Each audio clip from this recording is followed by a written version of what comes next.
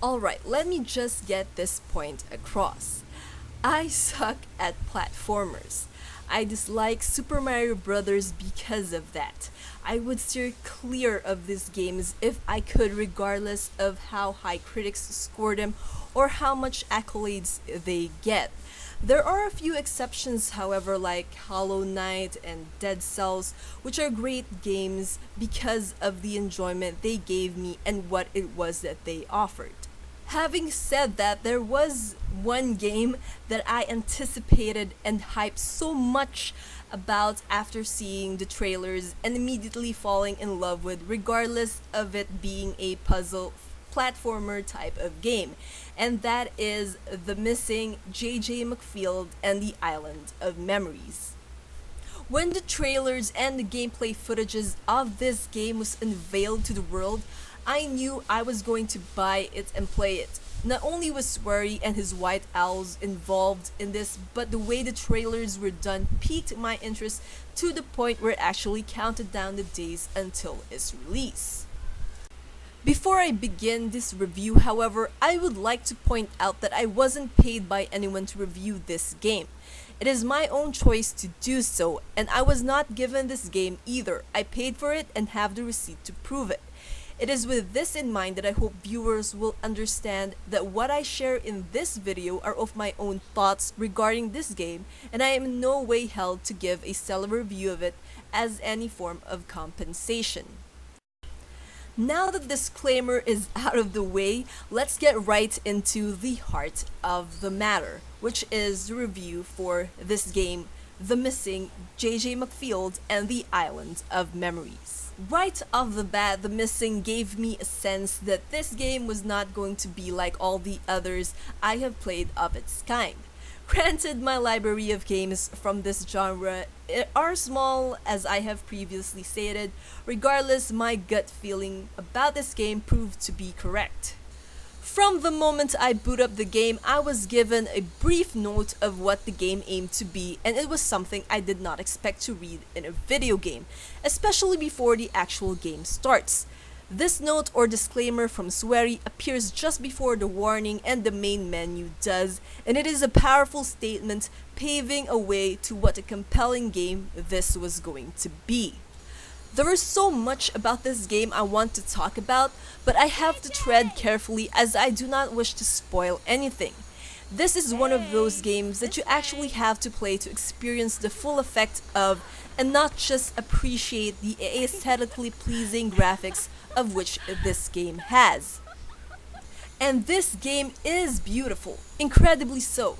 Coupled with the game's soundtrack and sound effects, each area feels different from the others.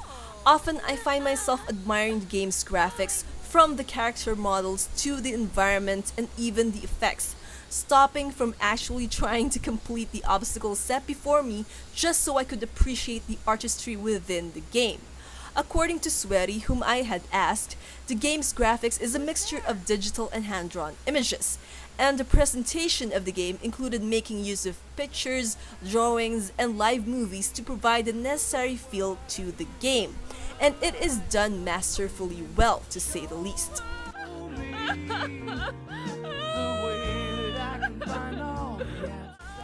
Now, I played this game on the Nintendo Switch, which is the only version of the game I own. And most of the time I played this was on handheld mode, and I truly loved the look and feel of the game. Prior to making this review, I expected the docked mode to have stretched out, slightly muted visuals, which is something of a common occurrence to most Switch games out on the market, having fantastic looking graphics on handheld mode but turning lackluster while docked. That is not the case for this game. Even on docked mode, the game looks as stunning as ever. Granted, sometimes I notice the jagged edges, though those are pretty faint and could possibly only be because of the size of my television screen. The music of this game is just as spectacular. Even the theme song, which is played during the title card of the game as well as during the trailers, is as thought-provoking as the game's story is. The special effects are equally at par with this. Each effect coincides with what the action or reaction is based on what is done or what was done. The sounds of dismemberment, setting JJ aflame, bones crunching, the sound of footsteps on the gravel, or even the jingle and jangle of the chains and bottles that dot the entirety of the island that is this game's world sounds realistic enough that during those bone-crunching and flesh-tearing moments, I couldn't help but cringe at the sound knowing that they are as close to the real thing as possible. The voice acting is superb, even during the chilling moments that requires a distorted, disembodied voice. Despite having few lines, the actors and actresses that portrayed the characters did so wonderfully. Dream.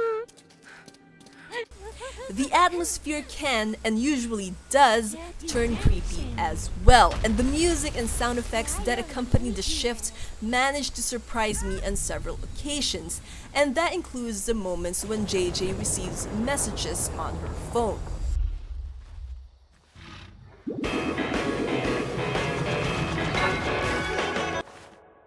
Speaking of text messages, that is how the game's story or backstory is told, through text messages received in the game.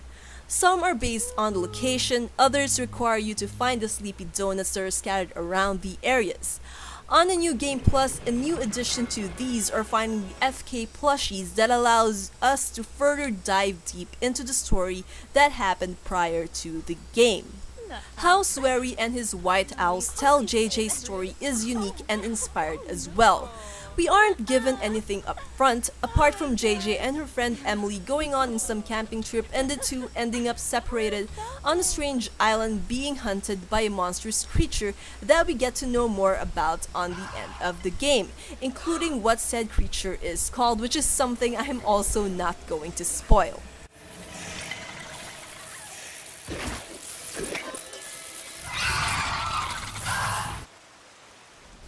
The missing JJ MacField and the Island of Memories also poses deep questions, like asking what it means to be humans, what does it mean to live, when is something real, and so many other questions that putting them all here would be tantamount to spoiling the fantastic ending sequence this game has. As straight and narrow as the game's story might be, it should come as no surprise to anyone who has ever played a SWERY game that it isn't as cut and dry as it seems. The twist, the massive and impressively handled twist at the end of the game, as well as the revelations at the final arc, deserves much applause and proves once again how amazing and unique SWERY's storytelling is. Nothing in this game is left to chance, and everything that we see in the game has an explanation, all of which are given during the end of the game and in the New Game Plus, where again a new collectible is offered for the picking. Similarly, those of us who have played the other games SWERY developed would find familiar looking pattern and places, even sound effects. Personally, I feel like playing this game was also a sort of trip down memory lane with all the similarities I could pinpoint between this and his other projects. Gameplay-wise, SWERY and his White Owls delivered something that is not like any of the titles in its genre. Where most platformers require you to be as careful as possible, providing death when something is done incorrectly, the missing JJ MacField and the Island of Memories uses that as the backbone of its gameplay, forcing you to make skin-crawling decisions of actually and purposefully running to barbed wires that causes dismemberment, hurting yourself to the point where only your head remains, burning yourself and breaking your neck in order to progress through the myriad of obstacles that block our protagonist's path. It is because of this that the game offers up a warning the first chance it got. This game, as wonderful in its entirety as it is not for the faint of heart.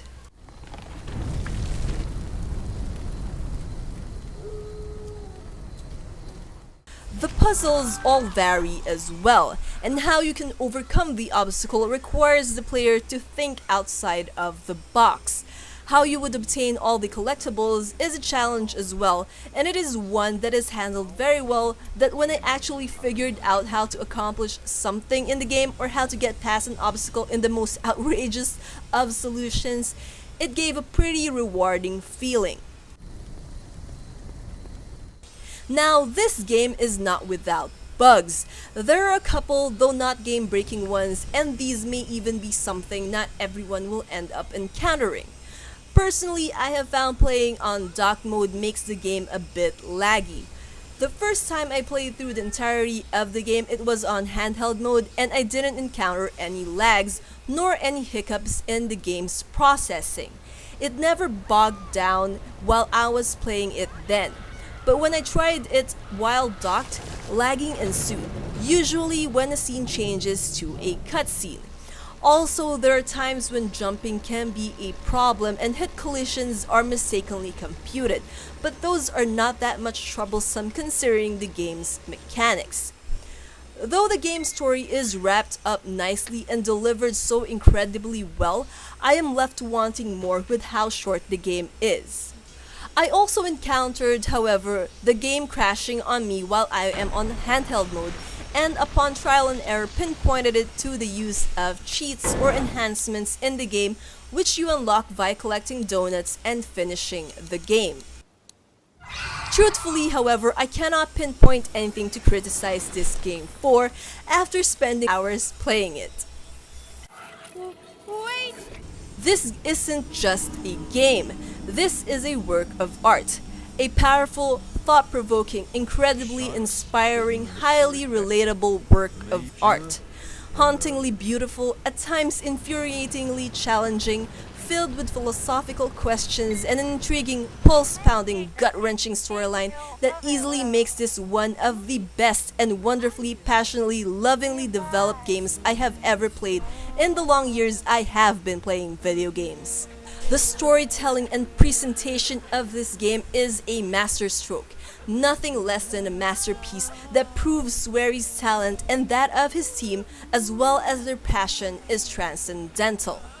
The ending, the climax of this incredible work is a roller coaster of feelings and emotions that I genuinely felt and was not forced on me.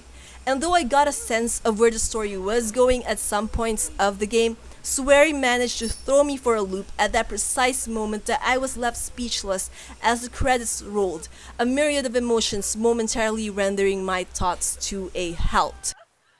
A magnum opus is what I believe this game to be, and I would encourage everyone to play it, regardless if you are a fan of the genre or not.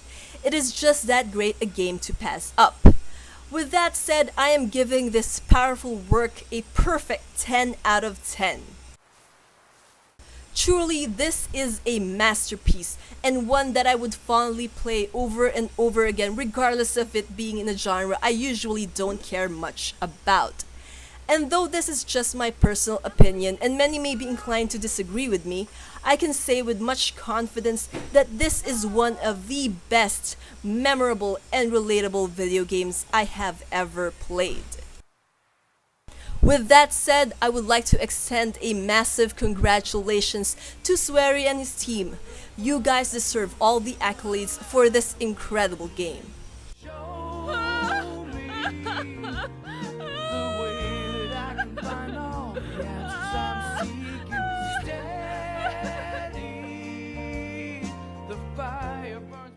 Until the next video, dream on, fly on.